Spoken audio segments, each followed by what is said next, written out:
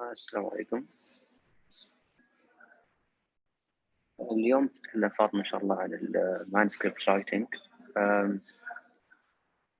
طبعا هذا يعتبر من أهم الأشياء في البحث، لأنه هو بيكون الواجهة، بيكون الشيء اللي تقدمه للجورنالز وبيكون الشيء اللي ينتشر. وطلاب كثير يعني يواجهوا صعوبة في كتابة المانسكريبت، فيلجأوا للمساعدة في أغلب الأوقات. ففاطمة إن شاء الله بإذن الله بتسهل هذا الموضوع لكم كثير وتشرح لكم in details إن شاء الله. تقدر تبدأي فاطمة. Assalamu alaikum. Good evening, everyone. Today I'll talk about the manuscript writing, and it's one of the critical part in research because you are submitting the whole work just in one paper.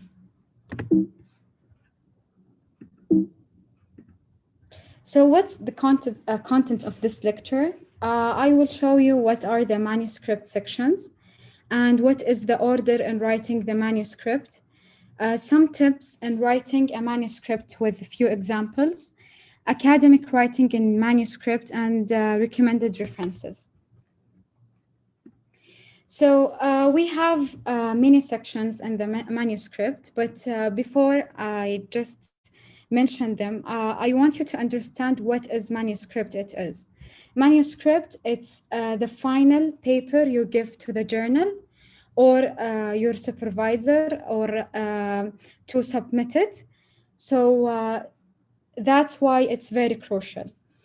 So we have a mini section starting with titles and author affiliations. The second section,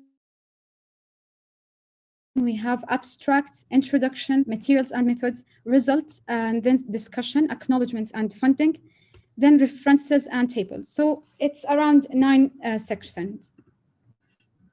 So what is the recommended order for writing your manuscript?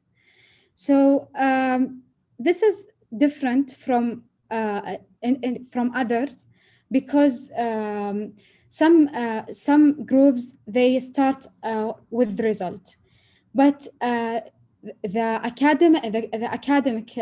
academic writing recommend starting with tables, because tables will organize all the data you have. Then from the tables or the figures, you will highlight what is the important and what is not important. And based on the table, you will start writing your result. So then you can write the methodology, then introduction, then the discussion, and the last thing, the abstract, which is the summary of the whole paper. Okay, so let me start with the title. Title, we have the research title, and it's include the author affiliations, corresponding authors, and keywords. We have some tips for a good title. The title should be very informative and neither too short nor too long. And some journals, they recommend to write 10 to 12 words, but this is not a fixed rule. It depends from one to another. The title, it should be self-explanatory to what you are talking about, and because the title will make the reader decide, should I read your paper or not? A specification of the study population, you have to write what is your target population. Also, it's important that you don't have to use any abbreviation, even if it's very popular or very common, because we need a clear title. Here we have the example. We have the title, and we have the authors. The author's order depends on how much the author participate in writing the manuscript. So as much as you participate in the manuscript writing, you will be the first one. So, but this is sometimes different, and it's not a fixed rule, but this is the way how they order the authors. Then we have the affiliations. It's where did you do your research, and where is your research belong to, which institution, for example, university or hospital. And then we have the corresponding authors. The corresponding author, actually, it's one. He is responsible for the communication with the journal. The last thing, we have the keywords. The keywords, it's very important because if you write the right keyword that related to your research paper, you will have higher citation in your paper. So be careful about this, because sometimes you have a good title, but nobody will reach to it because of the vague keywords that not related to the title. The second part, we have the abstract. Abstract, basically, it means the summary of the whole manuscript and a condensed version of the paper itself. And mostly they recommend to be 200 to 300 words. And here we have some tips in writing the abstract. They prefer to start with one sentence of the background. For example, you are talking about smoking, so just write one sentence about the smoking, general. Then write the aim of the paper. What's your aim of this research? The third part is the methods and the materials. Next, we have the result. Then we have to answer the question. So we always start our research by hypothesis. So we have to answer the question that we have already asked. Recommendation in one sentence. Here we have example. For example, we have, they start with the background. It's only in one sentence. Then they start with the aim of the study. And notice that they answer the aim or the objective of the study here in the conclusion. Then we have the methods and the result. I'll explain it later. After abstract, now we have the introduction. Abstract, it's we said that it's summarized the whole manuscript, but the introduction, it summarized the whole literature that you read. So here you are telling the reader why you are interested in this question. So the introduction, it should be not more than 3 paragraphs, and try to talk in the introduction to general audience. Don't talk like or use scientific words in the introduction. Here I'm talking to everybody and general audience, even out of the medical field. And try to focus on the aim of the study. So we have 3 paragraphs. The first paragraph includes the known information about your topic. Here we mean like the facts that already exist about this topic. The second paragraph includes the new information or the gaps in the literature. Then the third paragraph, we have what is your purpose and the aim. And remember, we said that in the second part of the abstract, we have the aim. So then we will copy this part and put it in the abstract. So as you can see here, the inverted pyramid, you start from general to specific.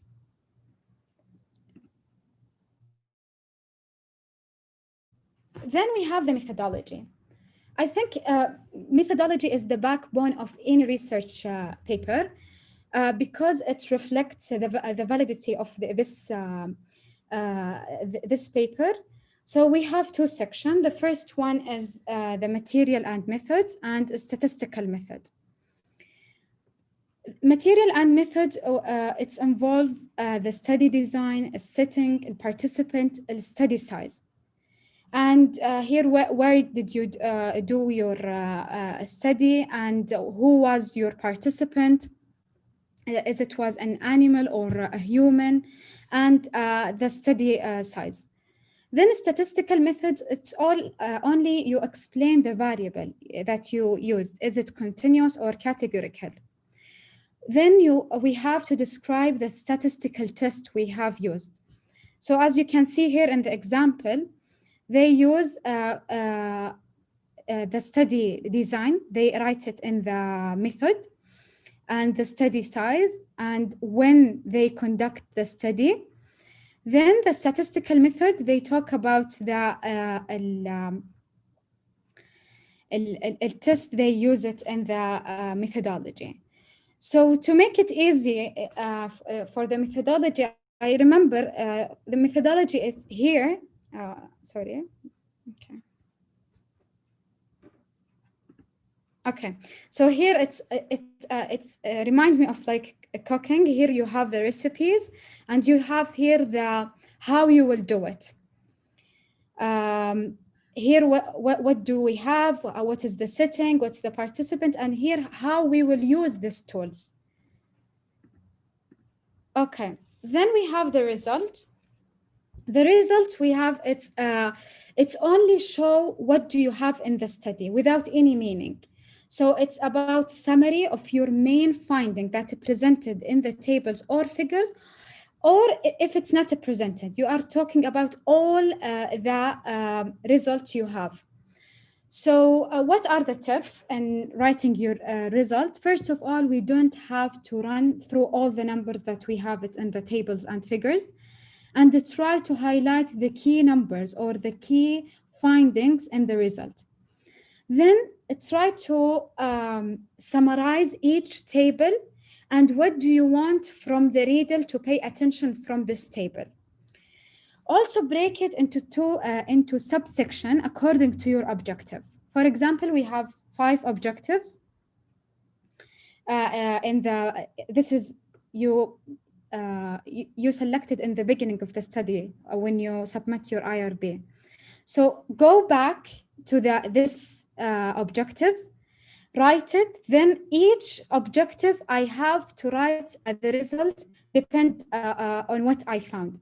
This make it easier and make your result more organized. Then cite the figures and tables that present and support your data. For example, if I write one sentence, cite this is table 1 or figure 1. Then reserve comment on meaning of your result for the discussion part. Here, don't write any meaning, no interpretation and result. As it you are describing a picture and you just describe what is in the picture. Don't write any meaning in the result. Here, as you can see, this is an example of writing the result, and here we see the citation of the table in the study. Okay, now we will move to a part in the manuscript. You will have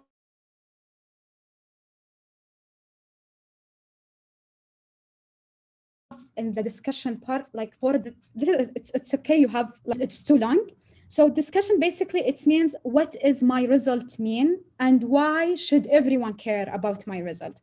And you are here summarize the key result about the study objective, and try not to mention any numbers because the numbers only in the discussion. Here it's all about the interpretation, the objectives, the limitation. I will compare it with similar or different studies. And I have to mention the significance of the paper. So here we have some tips of the discussion. The first paragraph, we have to start with essential findings from the result. Then the second paragraph, compare your result to other people in the literature, even if it's similar or different. And try to elaborate in this paragraph. This paragraph, you can write a lot of things so that approve your study or others who disagree with your study. The third paragraph, it's about a strength and a limitation. Anticipate readers' question or criticism. Explain why results are robust. Sometimes we don't like to mention limitation, but we have to mention it because it reflects the scientific integrity. And it's very important to mention that because, of course, the readers will have a question or criticism. So you already give them that I already know what is my limitation in my paper. The fourth paragraph about what's next, it means that what is the answer of your question. The fifth paragraph about tell reader why they should care about your findings. And the last paragraph, give a final take-home messages for the reader. As you can see here, we have example. First, they start with the result. 65% of patients were satisfied, for example, with cancer care. So here they mention what already have in their study. Then they start to compare it with other study. Then we have a possible justification from the literature. And the last thing, the clinical implication. So why the reader should care. Then we have the acknowledgement and funding. The acknowledgement, you thank everyone who participate in the study for their time, commitment, and participation. And if there is any funding resources, we have to mention it in this part. The last thing we have the references. Actually, it depends on the journal. Each journal have different style. There are many websites have automated citation generator. So only by Google it, write automated citation generator. Then you will find the website, copy the link you have and choose the style that you are looking for. For example, Vancouver, then it will give you the link or the references. Then we have the tables and figures. It should be the last thing in the manuscript after discussion or references section. Tables and the figure should stand alone, not between the paragraphs. We have maximum 6 tables, and of course it depends on the journal. And try to avoid abbreviation, even if it's very common. Here we have some tips in writing tables and figures. First of all, don't present same data in both figures and tables. The second thing, we have to identify the journal that you plan to submit your paper. For example, if I want to submit my paper to Saudi Medical Journal, I will go to Saudi Medical Journal, then their website. I'll look for how they design the table, and I will do the same. So that's why we have to decide from the beginning which journal you are looking for.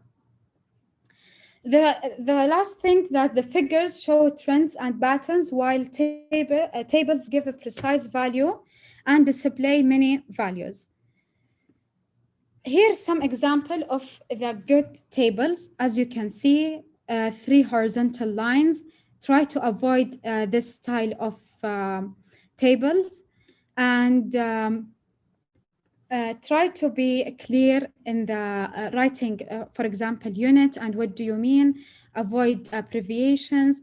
Write the table name to help the reader to reach to the table. Here, example of some of the creative figures in the paper. At the end, I just want to tell you, sometimes we plan to write our manuscript and we follow all these steps that I have already mentioned, and the supervisor or the journal don't accept it because sometimes we have like weak academic writing, for example. So we have to accept this and try to do many drafts to reach our goals. So here I write some of the academic writing tips that will help us in the manuscript. First of all, good writing is clear and convincing. Stylish writing comes after a revision.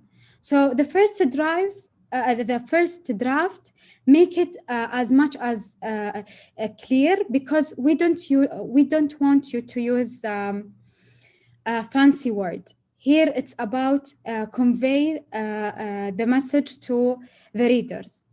Read a lot, write in journal and practice. Talk about it before you write it.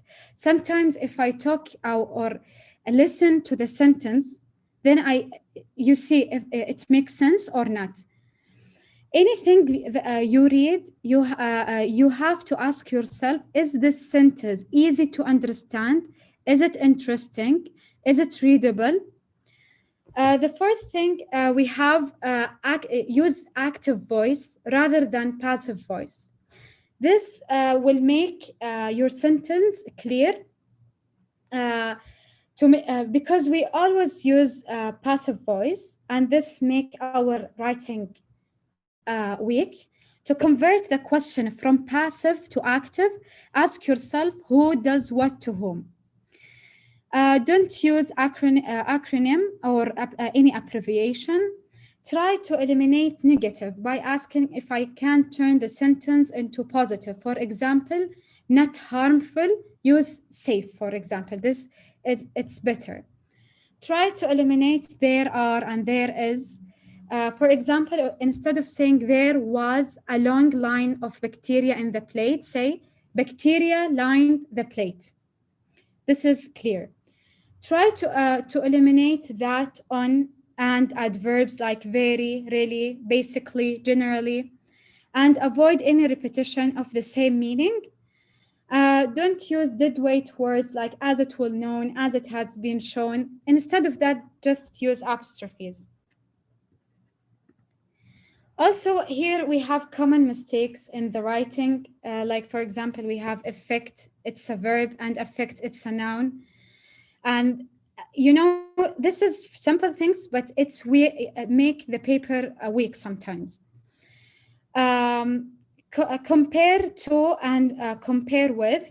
We use compare to point out similarities between different things, while compare with useful in more in science to point out differences between similar things. For example, when we talk about cancer, we use compare with. That we always use a comma, which use without comma, and which with comma. Try to eliminate it was assumed that, because the reader will ask who assumed. We have to be very clear in that point. Take off fluff words like important, there are, worthwhile. It's okay to use it, but try to eliminate it to make our writing more professional. And here we have some recommended references. First, I highly recommend this book. It's a booklet. It's very small, 100 pages. I used it a lot because they use the tips and very straightforward. The second thing, it's a course it's for free in Coursera. It's named Writing in Science by Dr. Kristen. She is having a PhD in epidemiology in Stanford University. Also, she is specialized in writing science, so she's very amazing. And that's all for me. And feel free to ask me any question. And this is my email. Thank you.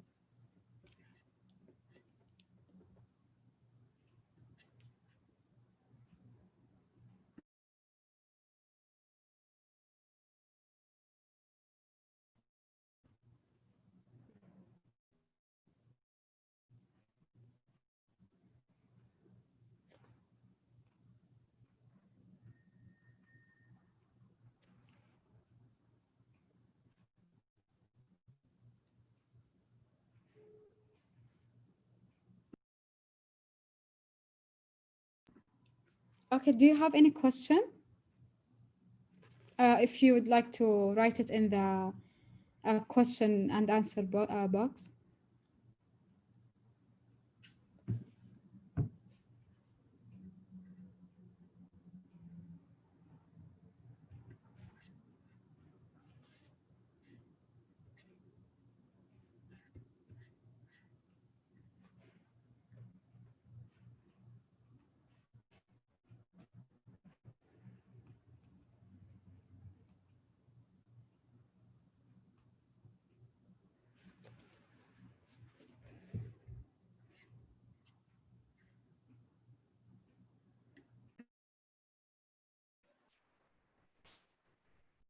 تمام، يعطيك الف عافيه فاطمه، ما قصرتي. بكره باذن الله بتكون المحاضره مخصصه لطلاب سنه ثانيه بس، اللي هي تبز على الريسيرش كورس وهو ماده البحث عندهم. فيعطيكم الف عافيه كلكم.